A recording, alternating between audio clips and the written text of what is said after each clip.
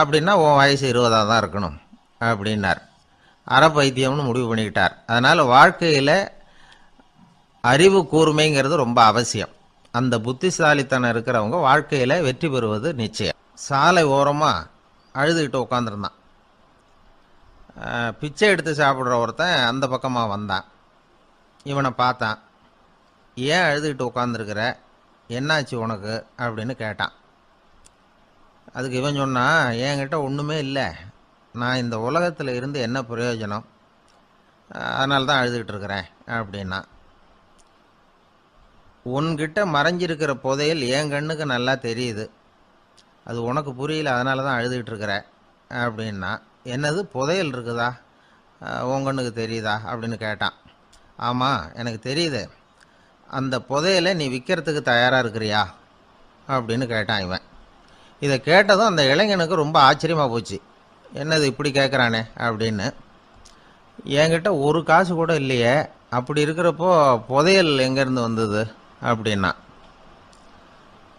இந்த நேரத்தில் அந்த பிச்சைக்காரன் சிரித்தான். இப்படி தான் இந்த உலகத்தில் எல்லாரும் சொல்லிகிட்டு இருக்கிறாங்க, என்கிட்ட ஒன்றுமே இல்லை ஒன்றுமே இல்லைன்னு சொல்லி. ஆனால் அவங்கக்கிட்ட தான் புதையல் இருக்குது.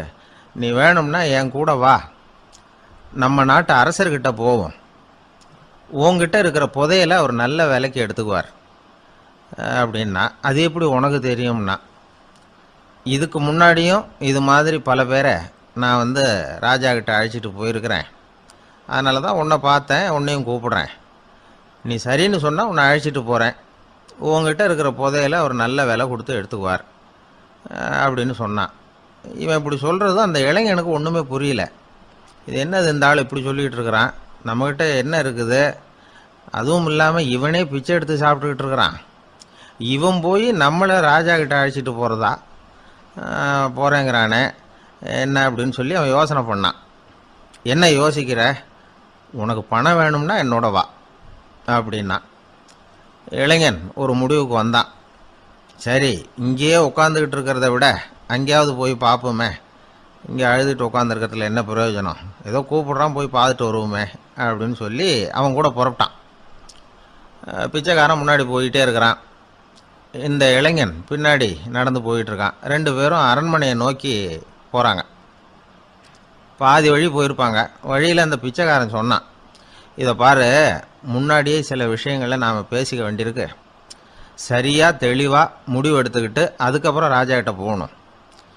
ஏன்னா அங்கே போய் அது முடியாது இது முடியாதுன்னு நாம் நமக்குள்ளே சண்டை போட்டுக்கிட்டு இருக்க முடியாது.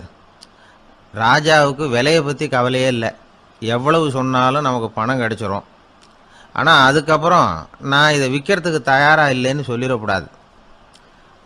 அதனால் புதையலை விற்கிறதா இல்லையாங்கிறத இங்கேயே தெளிவாக முடிவு செஞ்சுக்கணும், இல்லைன்னா ராஜா கிட்ட போய் அங்கே போய் குழப்பிக்கிட்டு இருக்க முடியாது அப்படின்னு சொன்னான்.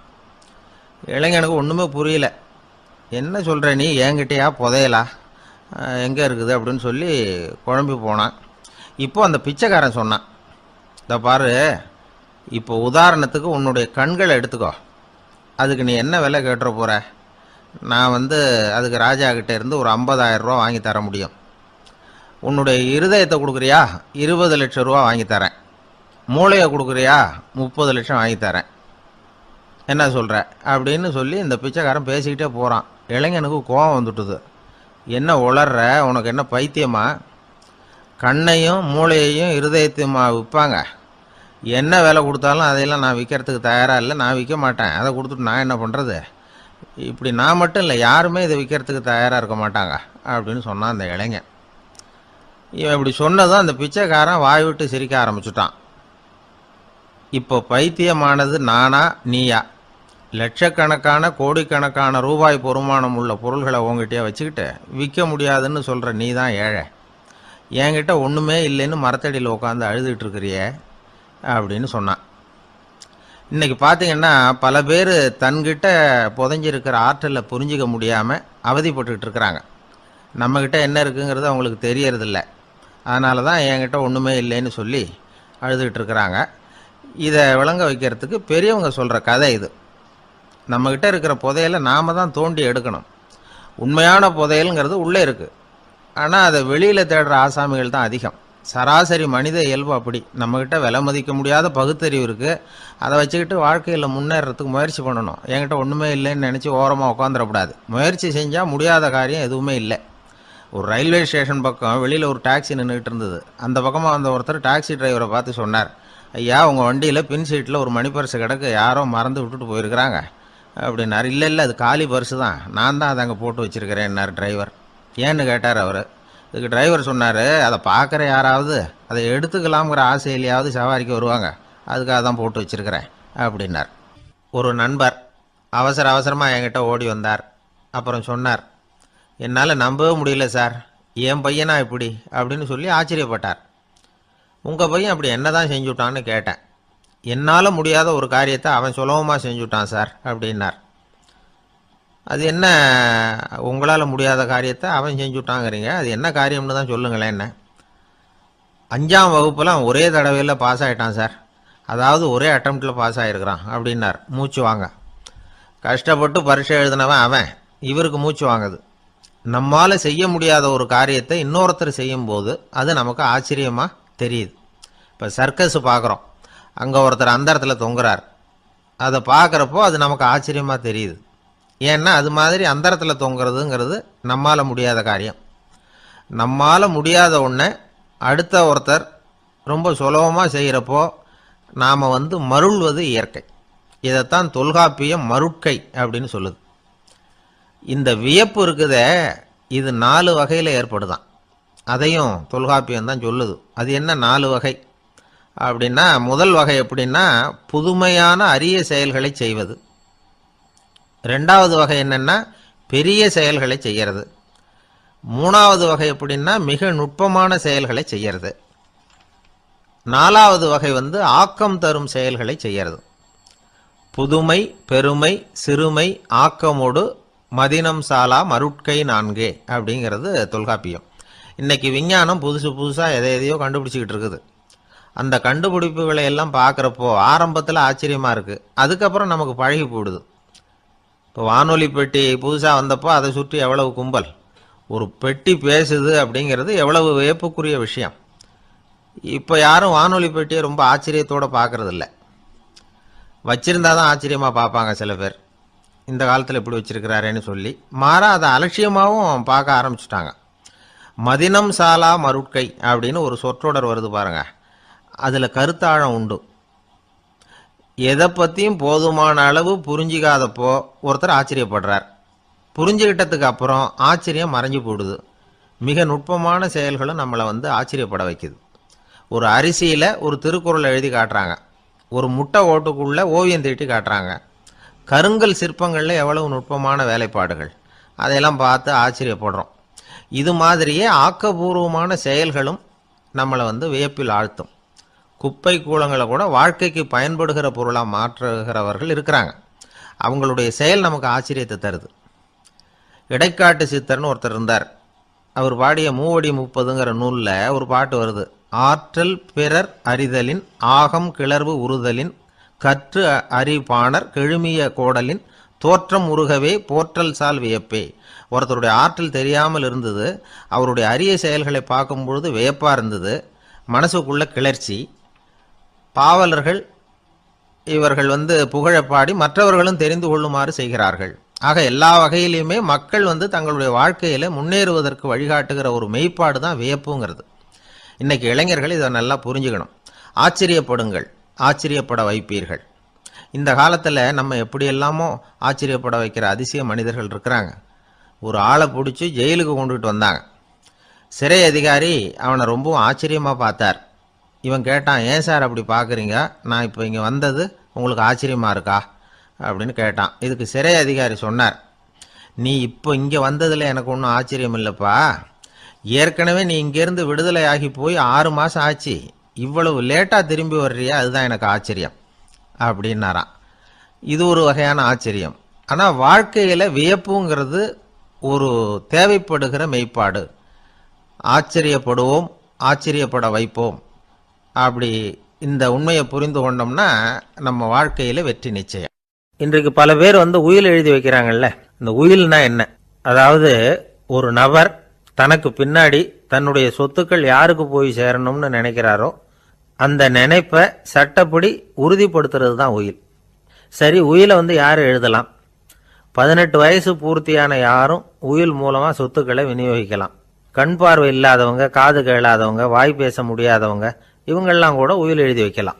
புத்தி சுவாதீனம் இல்லாதவங்க கூட சில சமயம் புத்தி தெளிவாக இருந்தால் உயில் எழுதலாமா. குடிபோதையில் இருக்கிறவங்க, தாங்கள் என்ன செய்கிறோங்கிறது தெளிவாக அறிய முடியாதவங்க, நோய் நொடியில் இருக்கிறவங்க, இவங்கெல்லாம் உயில் எழுத முடியாது. ஒருத்தரை நிர்பந்தப்படுத்தி ஏமாற்றி அல்லது சுய நினைவில்லாத ஒருத்தர்கிட்ட எழுதி வாங்கி வைக்கிற உயில் செல்லாது.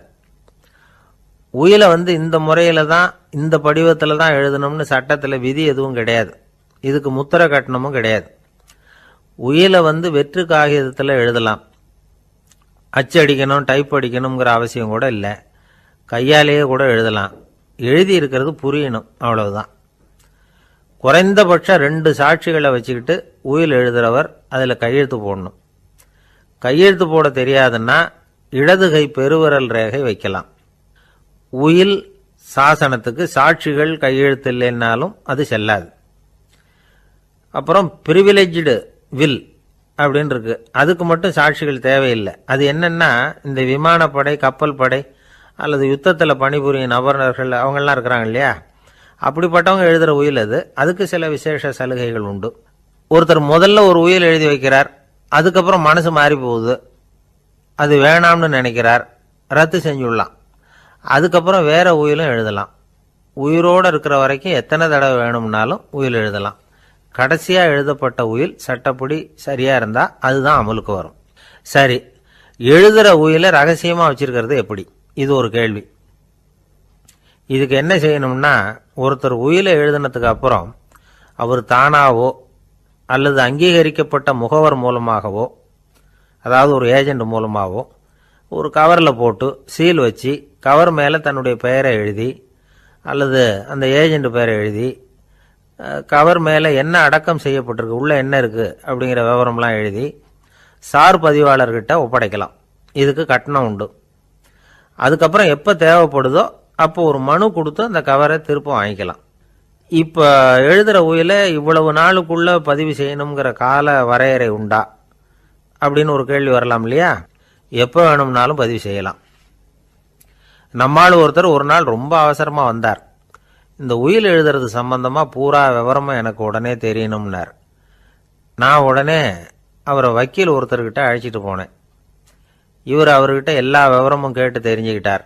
ரொம்ப தேங்க்ஸ்ன்னு சொல்லிவிட்டு 2 பேரும் வெளியில் வந்தோம். அதுக்கப்புறம் இவர்கிட்ட கேட்டேன், ஆமாம் இவ்வளவு விவரமாக கேட்குறீங்களே, உங்களுக்கு எத்தனை பிள்ளைங்க சார் அப்படின்னு கேட்டேன். 6 பேர் சார் அப்படின்னார். சரி, இருக்கிற சொத்து எவ்வளவுன்னு கேட்டேன். அதை இனிமே தான் சம்பாதிக்க போகிறேன் அப்படின்னார்.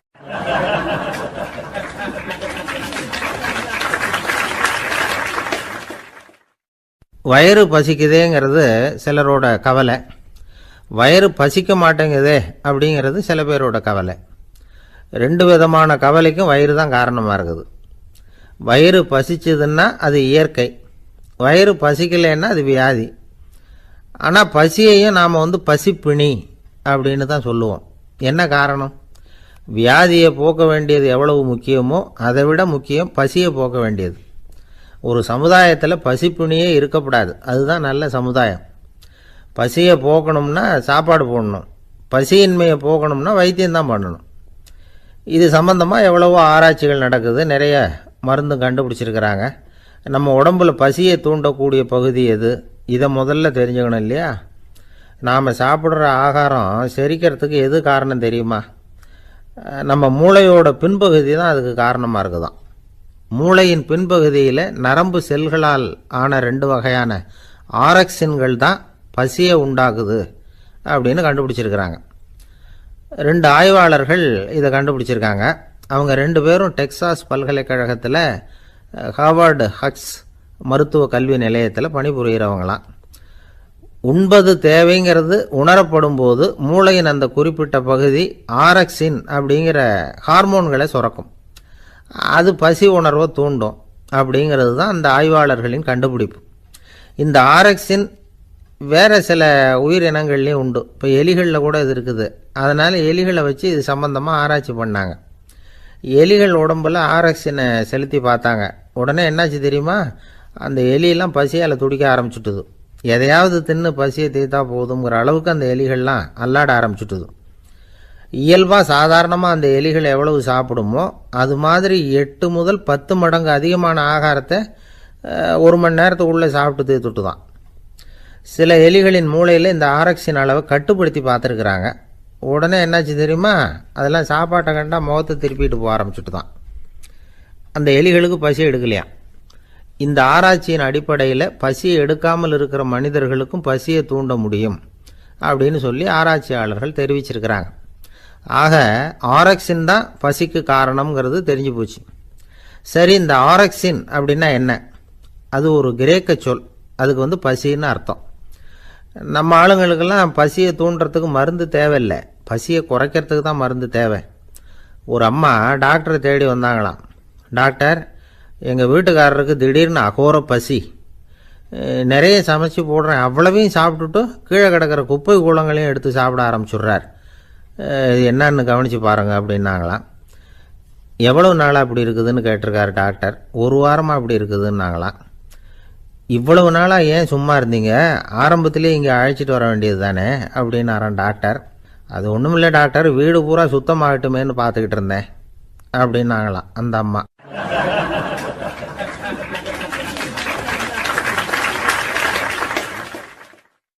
உங்க மேலே எனக்கு அளவு கடந்த அன்பு அப்படின்னு யாராவது சொன்னால் அதை அலட்சியமாக நினச்சிடக்கூடாது. அது கொஞ்சம் சீரியஸான விஷயம். அளவுக்கு மிஞ்சினா எதுவுமே இடைஞ்சல் தானே. அன்பும் அப்படி தான். அன்பு அதிகமாக இருந்தால் அது எப்படி கெடுதல் பண்ணும் அப்படிங்கிற சந்தேகம் உங்களுக்கு வரலாம். தசரதன் கதை என்னாச்சு? கைகேயி மேலே வச்சு அளவு கடந்த அன்பு. ராமன் காட்டுக்கு போகிறாப்புல ஆயிட்டுதில்ல. தசரதன் எப்பேற்பட்ட அரசன். விஸ்வாமித்திரர் சொல்கிறார், என்ன மாதிரி முனிவர்களுக்கும் தேவர்களுக்கும் ஏதாவது கஷ்டம் வந்தால் முதல்ல முருகன்கிட்ட போவோம், அப்புறம் பரமசிவனை போய் பார்ப்போம், அதுக்கப்புறம் திருமால்கிட்ட போவோம், அப்புறம் பிரம்மன் இந்திரன் இவங்களையெல்லாம் போய் பார்ப்போம், இவங்களாலையெல்லாம் முடியலன்னா கடைசியில் அயோத்திக்கு வருவோங்கிறார். உன்னை விட்டால் வேற கதி உண்டோ அப்படின்னு தசரதனை பார்த்து விஸ்வாமித்திரரே சொல்கிறார். அப்பேற்பட்ட அரசன் தசரதன் கைகேயி காலில் விழறான். உன் பாதங்களை தொட்டு கெஞ்சி கேட்டுக்கிறேன், ராமனை காட்டுக்கு அனுப்பாதேங்கிறான். தசரதனுடைய இந்த நிலைமைக்கு என்ன காரணம்? அவன் கைகேயி மேலே வச்ச அளவு கடந்த அன்பு தான் காரணம். இப்போ சொல்லுங்க, அன்பாக இருந்தாலும் அது அளவுக்கு மீறி போனால் கெடுதல் பண்ணுமா பண்ணாதா? அது மட்டும் இல்லை, அளவு கடந்த அன்பு நீதிக்கும் நியாயத்துக்கும் புறம்பான காரியங்களையும் செய்ய வச்சிரும். தசரதன் மிகச்சிறந்த நீதிமான், தர்மத்துக்கு விரோதமாக ஒரு காரியமும் செய்யாதவன். அப்பேற்பட்டவன் தன்னுடைய மனைவியை பார்த்து என்ன சொல்கிறான் தெரியுமா? உனக்காக நான் என்ன செய்யணும்னு சொல்லு, செய்கிறேன். ஒரு குற்றமும் செய்யாத ஒருத்தனை கொல்லணுமா கொல்றேன். மரண தண்டனை விதிக்கப்பட்ட ஒருத்தனை விடுதலை செய்ய சொல்றியா செய்கிறேன். எந்த பிச்சைக்காரனையாவது கோடீஸ்வரனாக சொல்றியா ஆக்கிறேன், அல்லது கோடீஸ்வரனை பிச்சைக்காரன் ஆக்கணுமா ஆக்கிறேன் அப்படிங்கிறான். நீதிக்கு விரோதமான இந்த பாவங்களை செய்யறதுக்கு அப்பேற்பட்ட அரசன் எப்படி துணிஞ்சான்? மனைவி பேரில் வச்ச அளவு கடந்த அன்பு தான் காரணம். திரிசூலம், வஜ்ராயுதம், வாள் இதுகளால் தாக்கப்பட்டால் கூட அதையெல்லாம் கொஞ்சம் கூட லட்சியம் பண்ணாத ஒருத்தன் காமதேவனுடைய மலர் அம்புகள் தாக்குனா அதை அவனால் தாக்கு பிடிக்க முடியல, விழுந்துடுறான். காமதேவனுக்குள்ள மகிமையே அதுதாங்கிறார் துளசிதாசர். அதனால தான் பெரியவங்கள்லாம் என்ன சொல்கிறாங்கன்னா, எதையும் அளவுக்கு மீறி செய்யாதேங்கிறாங்க. அப்பா, அம்மா, மனைவி, மக்கள் எல்லார் பேர்லேயும் அன்பு அவசியம்தான். ஆனால் அந்த அன்பு அறிவுக்கு புறம்பாக இருக்கக்கூடாது, அளவுக்கு மீறி இருக்கக்கூடாது. அப்போ தான் வாழ்க்கை சுகமாக இருக்கும். இல்லைன்னா அவஸ்தை தான். அளவுக்கு மீறின அன்புங்கிறது புரியுது, அது சரி. அறிவுக்கு புறம்பான அன்புங்கிறது எப்படி? ஒரு தாய்க்கு ஜலதோஷம் அல்லது ஏதோ ஒரு தொற்று நோயின்னு வச்சுங்களேன். அந்த அம்மாவுக்கு தன்னுடைய குழந்தை பேரில் அளவு கடந்த அன்பு.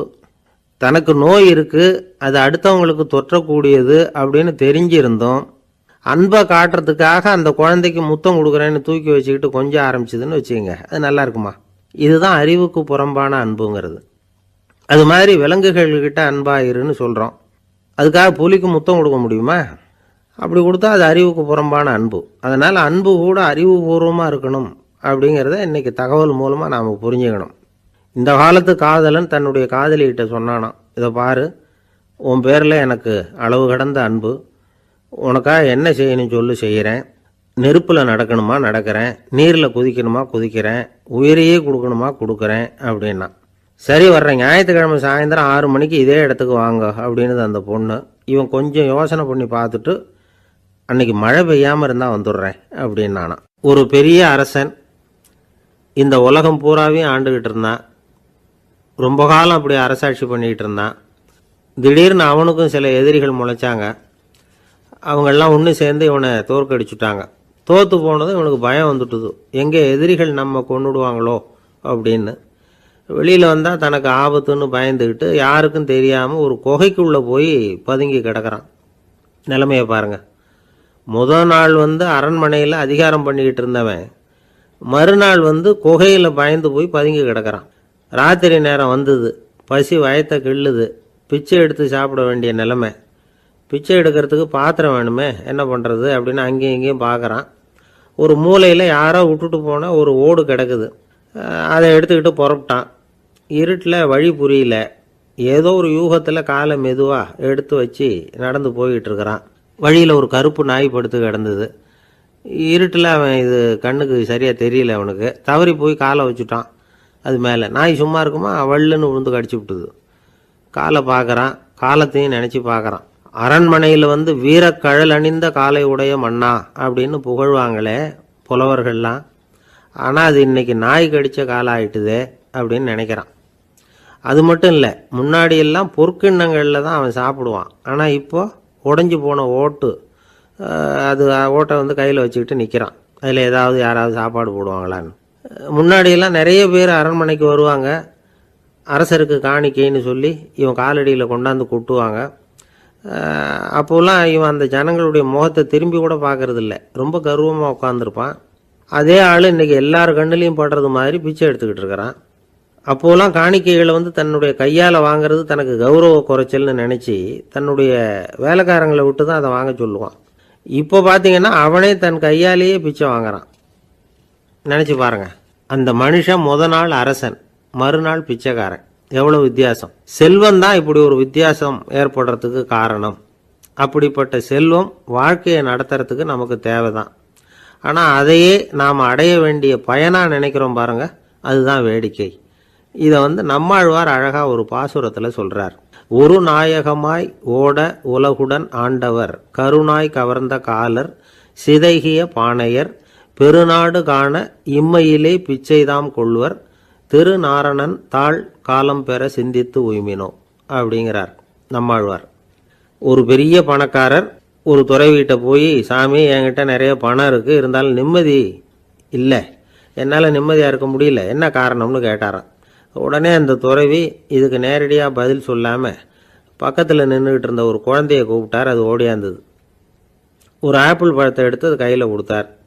அதை வாங்கிக்கிட்டு குழந்தை சிரிச்சுது. இன்னொரு பழத்தை எடுத்து கொடுத்தார். அதை இன்னொரு கையில் வாங்கிட்டு சிரிச்சுது. 3வது ஆப்பிள் எடுத்து கொடுத்தார். 2 பழத்தையும் நெஞ்சில் அணைச்சிக்கிட்டு 3வது பழத்தையும் வாங்கிறதுக்கு முயற்சி பண்ணிச்சு. ஆனால் அது உடனே நழுவி கீழே விழுந்து உருண்டு ஓடிச்சு. ஏற்கனவே இருந்ததும் விழுந்துட்டுது. இப்போ அந்த குழந்தை அழ ஆரம்பிச்சுட்டுது. இப்போ அந்த துறவி பணக்காரர்கிட்ட சொன்னாராம், குழந்தைய கவனிச்சியா, 2 ஆப்பிள் போதும்னு அது நினச்சிருந்தா இப்போ அது அழ வேண்டிய அவசியம் வந்திருக்குமா அப்படின்னாராம். எதுவுமே அளவுக்கு மிஞ்சினா துன்பந்தான். இந்த காலத்தில் இதெல்லாம் யார் காதில் வாங்குறாங்க? ஒருத்தனை நல்ல வழிக்கு கொண்டு வரணும்னு நினச்சி அவனை கூப்பிட்டு உட்கார வச்சு இந்த கதையை சொல்லிகிட்டு இருந்தாங்க. சொல்லிவிட்டு அந்த குழந்தை செஞ்சது தப்பு தானே அப்படின்னு கேட்டிருக்கிறாங்க. ஆமாம், தப்பு தான், நானாக இருந்தால் அப்படி செஞ்சுருக்க மாட்டேன் நானா இவன். 2 பழமே போதும்னு சொல்லியிருப்பியா அப்படின்னு கேட்டிருக்காங்க.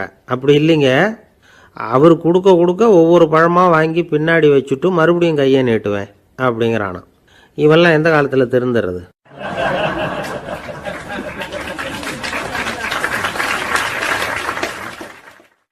ஒரு பெரிய தத்துவ சிந்தனையாளர் இருந்தார், சுவாங்சு அப்படின்னு பேர். அவருடைய மனைவி ஒரு நாள் திடீர்னு காலமாயிட்டாங்க. ஐயோ பாவம், அவர் ரொம்ப வருத்தப்படுவார், போய் ஆறுதலாக 4 வார்த்தை பேசிவிட்டு வரலாம் அப்படின்னு நினச்சிக்கிட்டு நிறைய பேர் அவரை தேடிட்டு வந்தாங்களாம். வந்தவங்களுக்கு ஆச்சரியம், ஏன்னா இவர் வருத்தப்பட்டுக்கிட்டு இருப்பார் அப்படின்னு தானே எதிர்பார்த்தாங்க. அப்படி இல்லை, தாளம் போட்டுக்கிட்டு உட்காந்துருக்கிறார். தாளத்துக்கு தகுந்த மாதிரி பாட்டு வேற பாடிக்கிட்டு இருக்கிறார். என்ன மனுஷன் அவர், கொஞ்சம் கூட கவலை இல்லாமல் இப்படி இருக்கிறாரு அப்படின்னு நினச்சாங்க. ஒருத்தர் துணிஞ்சு அவர்கிட்ட கேட்டுவிட்டார், என்னங்க இது இப்படி அப்படின்னு. அதுக்கு அவர் என்ன சொன்னார் தெரியுமா? இதை பாருங்க, என்னுடைய மனைவி பிறக்கிறதுக்கு முன்னாடி அவளுக்கு உயிரும் கிடையாது, உடலும் கிடையாது. அதுக்கு பிறகுதான் உயிர் வந்தது, உடல் வந்தது, அந்த உருவம் வந்தது.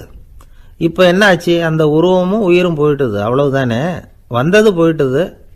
இளவேனில் காலம், இலையுதிர் காலம், பனிக்காலம், இப்படி பருவங்கள் மாறி மாறி வருது இல்லையா? அது மாதிரி பிறப்பும் இறப்பும் மாறி மாறி வருது. இது இயற்கை. இதுக்காக அழுதா அது எப்படி அப்படின்னாராம். ஞான தெளிவு அடைஞ்சவங்களுக்கு எல்லாமே சுகம்தான். திருவள்ளுவரும் அதைத்தான் சொல்றார். உறங்குவது போலும் சாக்காடு, உறங்கி விழிப்பது போலும் பிறப்பு. தூங்கிறதுக்கெல்லாம் நாம் வருத்தப்பட்டுக்கிட்ட இருக்கிறோமா? இன்னைக்கு தூங்க வேண்டியிருக்குதே, இன்னும் கொஞ்சம் நேரத்தில் நான் தூங்க வேண்டியிருக்கு அப்படின்னு சொல்லி யாராவது அழுதுகிட்டு இருப்பாங்களா? அதனால் இந்த உலக வாழ்க்கையினுடைய இயல்பை யதார்த்தத்தை நாம் தெளிவாக புரிஞ்சுக்கணும். அப்படி புரிஞ்சுக்கிட்டா நாம் கவலை இல்லாமல் வாழ முடியும். ஒரு வயசான தாத்தா பாட்டி 60 வருஷத்துக்கு முன்னாடி அவங்களுக்கு கல்யாணம் ஆச்சு. ஒன்றாவே வாழ்ந்தாங்க, ஒன்றாவே இறந்து போனாங்க. இப்போ அவங்க 2 பேரும் சொர்க்கத்துக்கு போய் சேர்ந்தாங்க. அங்கே எல்லா வசதியும் இருந்தது. ஒரு பெரிய பங்களாவே இவங்களுக்கு ஒதுக்கி கொடுத்தாங்களாம். இதுக்கு எவ்வளவு வாடகைன்னு கேட்டார் தாத்தா. வாடகையெல்லாம் கிடையாது, இலவசம் அப்படின்னார் அங்கே இருந்தவர். அந்த வீட்டுக்கு பின்னாடி ஒரு பெரிய புல்வெளி இருந்தது. இதில் விளையாட ஏதாவது கட்டணம் உண்டான்னு கேட்டிருக்கார் தாத்தா. அதெல்லாம் ஒன்றும் கிடையாது, பணம்லாம் கட்ட வேண்டியதில்லை அப்படின்னார் அவர். பக்கத்தில் ஹோட்டல் மாதிரி ஒரு பெரிய கட்டடம், உள்ள சாப்பாட்டு மேஜைகள், அது மேலே விதவிதமான பலகாரங்கள். சாப்பாட்டுக்கெல்லாம் எவ்வளவு அப்படின்னு விசாரிச்சாராம் தாத்தா. அதுதான் சொன்னேனே, இங்கே எல்லாமே இலவசம்தான், எது வேணும்னாலும் சாப்பிட்லாம், எவ்வளவு வேணும்னாலும் சாப்பிட்லாம் அப்படின்னாரா. நீங்கள் சொல்கிறீங்க அப்படி, ஆனால் நான் சர்க்கரை சேர்த்துக்கக்கூடாது, உப்பு சேர்த்துக்கக்கூடாது, பாட்டி கையால் எப்பவும் பத்திய சாப்பாடு தான் அப்படின்னாராம் தாத்தா. இதை பாருங்கள், இங்கே உங்களுக்கு அந்த கவலையும் வேண்டியதில்லை. இங்கே நீங்கள் ஸ்வீட்டு சாப்பிட்லாம், காரம் சாப்பிட்லாம், உங்களுக்கு எந்த நோயும் வராது அப்படின்னாராம் அங்கே சொர்க்கத்தில் இருந்தவர். இதை கேட்ட உடனே அந்த தாத்தா பக்கத்தில் நின்ன பாட்டியை பார்த்து கத்தினாராம், அடி பாவி, எல்லாத்தையும் கெடுத்துட்டியே, நீ எனக்கு பத்திய சாப்பாடு போடாமல் கண்டதை திங்க விட்டுருந்தா 10 வருஷத்துக்கு முன்னாடியே நான் இங்கே சேர்ந்துருப்பேனே அப்படின்னாராம்.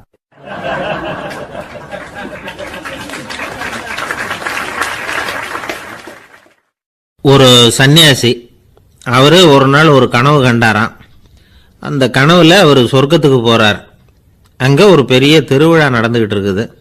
எங்கே பார்த்தாலும் அலங்கார வளைவுகள், வண்ணமயமான விளக்குகள், பாதைகள் பூரா மலர்கள், எல்லா கட்டடங்களும் ஒளிமயம். அவ்வளவு கோலாகலமாக பிரம்மாண்டமாக அந்த திருவிழா நடந்துகிட்டு இருக்குது. அது என்ன திருவிழாங்கிறது இந்த சன்னியாசிக்கு புரியல. அங்கே எதிரில் வந்துகிட்டு இருந்த ஒருத்தரை நிறுத்தி, என்ன விசேஷம் இங்கே அப்படின்னு விசாரிச்சாராம்.